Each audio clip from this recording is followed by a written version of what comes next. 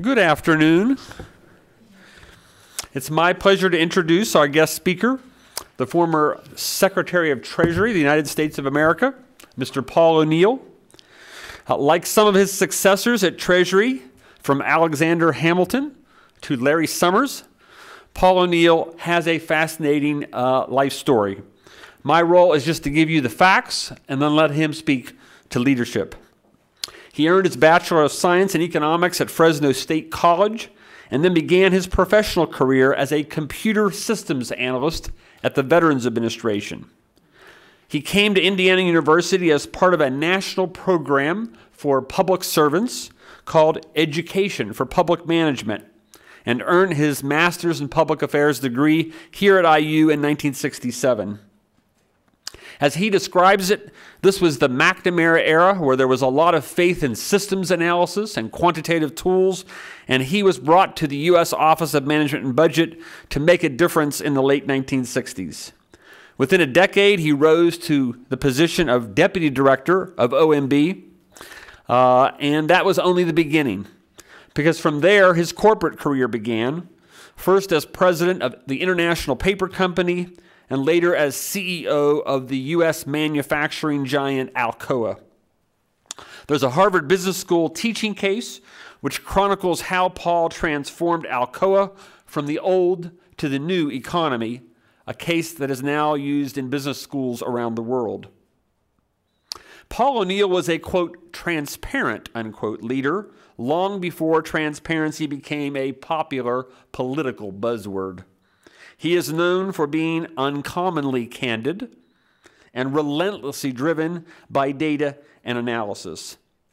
I had the pleasure of serving with him in the George W. Bush administration, and I can say the following.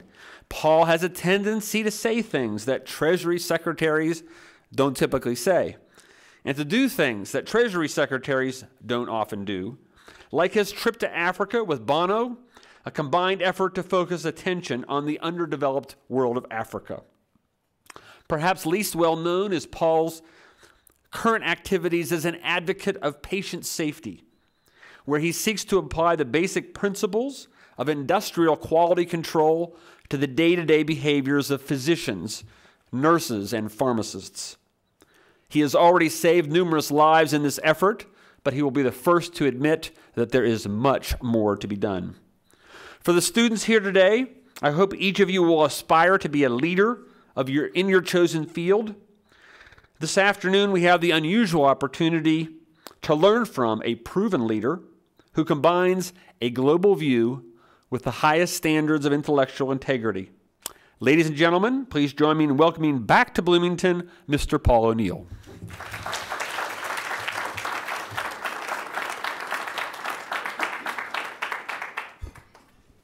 Thank you, Dean Graham. The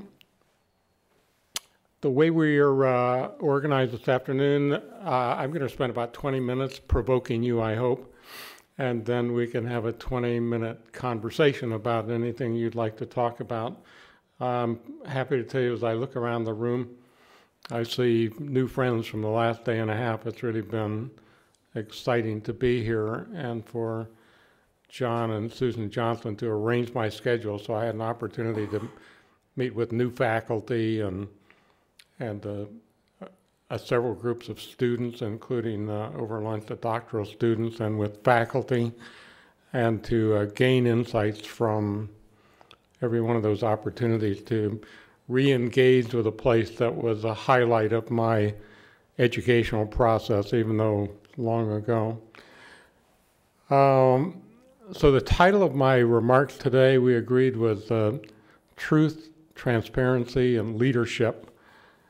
And I think the other suggestion was I should comment about the leadership or non-leadership in the case of the BP oil spill and how that leadership or non-leadership compared to the rescue effort in the Chilean mine. All of which I think are interesting and worthy subjects. But I haven't got an awful lot of time, and so I would like to, as I said, provoke you a little bit and suggest the following to you. especially to those of you who aspire to be leaders. This is something I've repeated over and over again over the last day and a half. I believe the shortest skill category in the world, and particularly, or not exceptionally, but including in the United States, is the skill set of real leaders. And so I need to differentiate a little bit. You know what? When I say real leaders, I don't include in real leaders people who are appointed and by designation are leaders. There are a lot of those. I don't necessarily mean people who sit on top of a successful, maybe even highly successful organizations, because in some cases they may preside in a time of an unusual nexus of events where the technology of their organization and the market demand of the time causes them to look like a leader, even though they may have nothing to do with the success of the organization. And so I want to tell you more about my idea of what a real leader is and what a real leader does, which I find greatly lacking. First of all, I think a real leader starts with a proposition that says you don't seek or accept a leadership designation because it pays better than the other stuff, or because you get more fame out of it, or recognition, but because you hunger for the responsibility of making a difference by creating the conditions that people in your organization can contribute in a way that gives meaning to their life.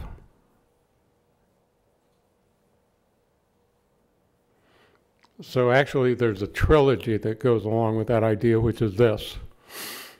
I believe if there is the presence of a real leader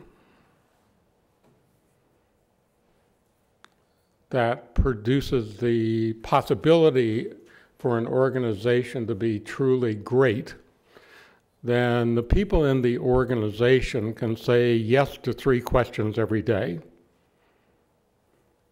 And this only occurs if there's a leader present. It does not occur without a real leader. People can say yes every day to these 3 questions.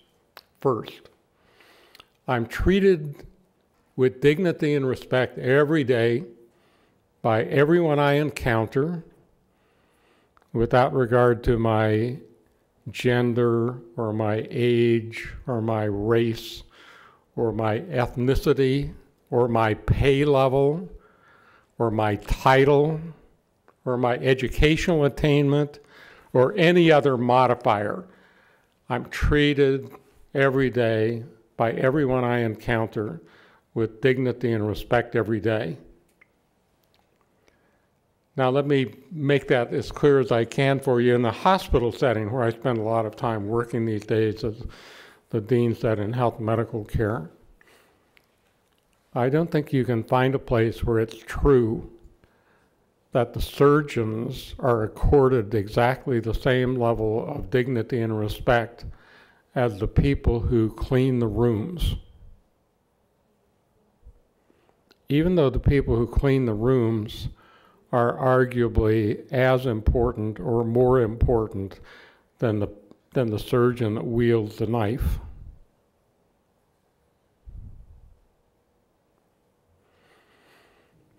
So there are not a lot of organizations around where people can say without any hesitation, I'm treated every day with dignity and respect at the same level as everyone else in the organization. And then the second question, if you can get by that one, is this. Are you given the things you need? Education, training, encouragement, tools, financial resources, so that you can make a contribution to the organization that gives meaning to your life. The last part of that is the most important. You know, there are actually quite a few places that provide all of the necessary tools, equipment, and encouragement so you can make a contribution, but there are not a lot of places that set out to systematically create conditions so that people in the organization can say without any hesitation, what I do here gives meaning to my life. And if you think about it, the reason for that proposition is this: most of us, for 35 or 40 or 50 years, spend our waking hours doing some kind of work. And I'm here to submit to you, if you don't get meaning in your life from your work, you've really got a limited life. Because arguably every day ought to be about finding meaning in your life from what you do. So there are not a lot of places that can say yes to both of those propositions, and the third proposition is also important, and it says, I'm recognized for what I do. Yes or no? All right, so I believe those are the conditions that are necessary for an organization to have the potential for greatness. Then I want to link that back to a proposition of leadership. I would submit to you, those conditions cannot exist in an organization unless there is a leader present who aspires to create those conditions. So aspiration is really important, but it isn't good enough by itself. So that if there aren't processes in place that again are created by or enabled by a real leader, so that there's continuous learning and continuous improvement from observing everything gone wrong, then you really don't have a shot at habitual organizational excellence.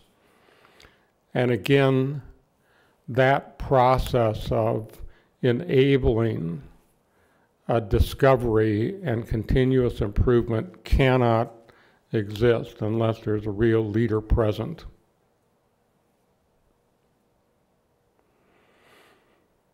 So those are two things I believe only a real leader can do. And there's a third related thing that only a real leader can do, and that is to take away all the excuses as to why 1 and 2 are not possible. So people will say, well, that's all great sentiment, but you know, it's not our job to make people happy, to give meaning to their life. And in a lot of organizations, people are okay with that because they've been so abraded and encountered so much cynicism, even for young people, that they almost dare not hope that they're going to get meaning in their life from the work they do. And so the work of a leader is to create the possibility and to enable a realization of those ideas. And again, to take away excuses. So